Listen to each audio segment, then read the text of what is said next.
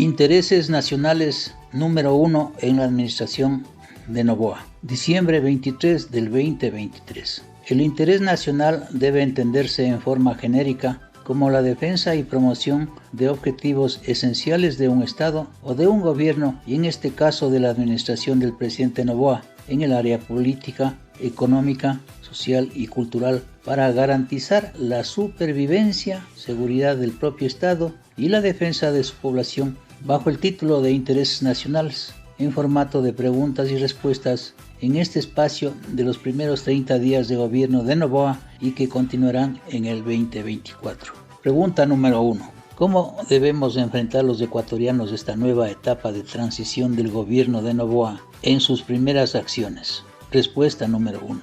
Es muy temprano para efectuar un diagnóstico si el presidente apenas a la fecha de este criterio denominado intereses nacionales tiene cerca de 30 días en el cargo, y pese a las cifras económicas o legado negativo dejado por el presidente Lasso, debemos enfrentar lo que viene, que es una situación complicada, con una actitud positiva, que es una herramienta para mantener la fe en alto, también la esperanza de un mañana mejor, en medio de grandes problemas y dificultades que en su mayoría son heredados, pero superables con decisión política y exigiendo honestidad. Pregunta número 2. ¿Nos puede hacer un pequeño diagnóstico de la parte económica y fiscal dejada por el presidente Lasso? Respuesta número 2. ¿Es verdaderamente preocupante la situación del país frente a las inmensas y crecientes necesidades de la población? El ministro de Economía y Finanzas y el propio presidente Noboa afirmaban que en caja fiscal solo habían encontrado 184 millones de dólares, un déficit fiscal que bordea los 5.000 millones de dólares, una deuda pública interna y externa consolidada que supera los 67.000 millones de dólares y un límite de endeudamiento que sobrepasa lo que manda la Constitución y la ley, que le deja a Noboa casi sin posibilidades de más créditos con el Fondo Monetario Internacional y otros organismos de crédito, que le impedirán, a mi juicio, paliar la crisis frente a las crecientes demandas de la sociedad civil que exigen soluciones para hoy. Pregunta número 3. Frente a esta situación crítica en el orden económico y político, ¿qué hace el gobierno del presidente Noboa? Respuesta número 3.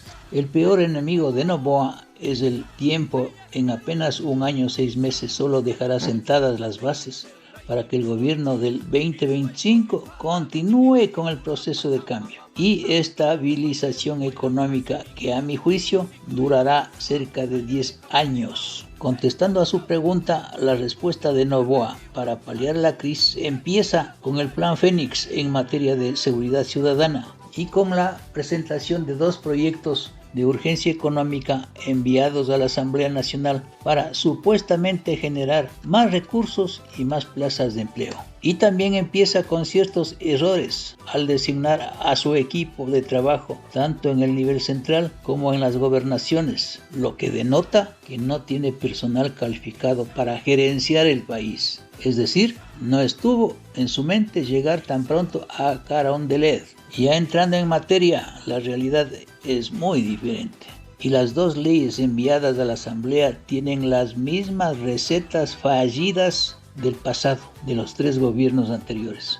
Me explico. Primero, establecen la propaganda comunicacional para que la opinión pública crea en narrativas discursivas erróneas que, perdonando o condonando a grandes empresarios o grupos económicos sus deudas, les permitiría a este sector privilegiado crear nuevas plazas de empleo y atraer inversión. Y la historia nos demuestra que estas condonaciones o remisiones de deudas solo han servido para obtener más ganancia empresarial y el empleo sigue esquivo para los ecuatorianos. Y me temo que Noboa está generando una incultura del pago de impuestos, favoreciendo a determinados grupos económicos o familiares, y de esta forma los 2 proyectos se vuelven antitécnicos y antiéticos, porque la crisis lo trasladan a las clases baja y media. Pregunta número 4. No todo debe ser malo de los proyectos de Noboa, algo debe haber de bueno. Respuesta número 4. Sí, hay mucho de bueno, pero en primer lugar, los entendidos en la materia económica calculan que la condonación de impuestos y deudas está entre 1.200 a 1.500 millones de dólares. Y no entiendo si por un lado el gobierno quiere recaudar más recursos para tapar el enorme hueco fiscal, ¿cómo pueden perdonar deudas a 270 grandes grupos económicos de este país? Incomprensible. Sin embargo, lo que veo de rescatable en estos proyectos son las disposiciones cuando tratan de generar incentivos tributarios. Es decir, el tema puntual rescatable es el de generar incentivos tributarios que paguen menos impuesto a la renta a aquellos empleadores que contraten a jóvenes entre 18 y 29 años de edad y a personas privadas de la libertad con sentencias ejecutoriadas. 5. En su opinión, ¿hacia qué sectores se deben dirigir los impuestos? ¿Y qué hacer para mejorar la recaudación tributaria? No solamente criticar. Respuesta número 5. Si es tan desolador el estado de caja y los tremendos compromisos adquiridos que tiene el país por un manejo descontrolado de la economía de los antecesores a Noboa, los esfuerzos deben dirigirse a cobrar impuestos a los que más tienen. Por ejemplo, 1. Un impuesto especial temporal hasta que se estabilice la economía a los grandes patrimonios o fortunas que superan los 5 millones de dólares. 2. Un impuesto especial a las ganancias de las telefónicas Movistar y Claro. Con la simple renegociación de sus contratos se podría recaudar más de 2.000 millones de dólares. 3. Un impuesto especial a las ganancias del sistema financiero y bancario chulqueros. 4. Ecuador es el único país del mundo donde la recaudación de los impuestos tiene partida en dos instituciones, SRI y SENAE, y ninguna cumple su objetivo a cabalidad. Hay que unificar estos dos sistemas para cruzar información que ayude a controlar el contrabando y la evasión fiscal. 5. Cambiar el sistema de cobro de glosas y coactivas que demoran años luz y convertirlos en sistemas de mediación de árbitros administradores, donde se sienten los administrados y los deudores y resuelvan sus deudas, pero en ningún caso condonando deudas amorosos crónicos del IES y del mismo Estado. 6. No eliminar el impuesto a la salida de capitales a cero. Es peligrosísimo. Hay que hacer un análisis más profundo, comparando el interés pasivo con la rentabilidad nacional, etc.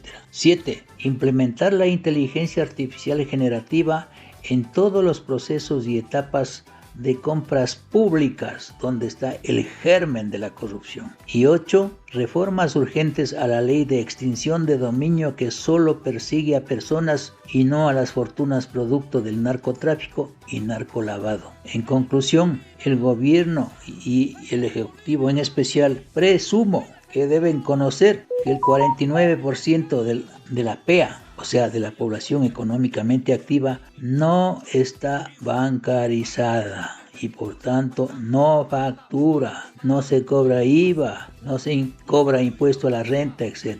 Allí está la plata. Entonces hay que poner los ojos en el sector de grandes empresas que no pagan impuestos y en el caso de los informales integrarlos en forma progresiva. Ojalá estas nuevas ideas no caigan en saco roto como en los 3 últimos gobiernos prorrogados. Ver mis videos vinculantes con estos temas del 2023. 1. El proyecto de Noboa para generar empleo. 2.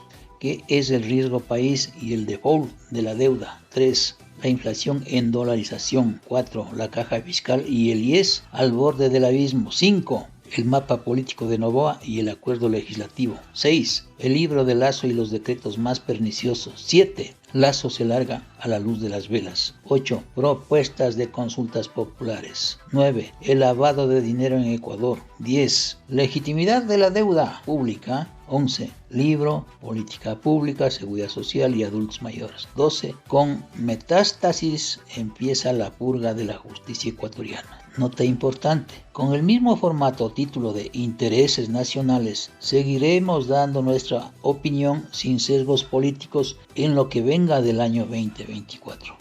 Primero publicando estos artículos en la página web desde mi trinchera, en audios y en mis contactos en redes sociales. Muchas gracias, ecuatorianos.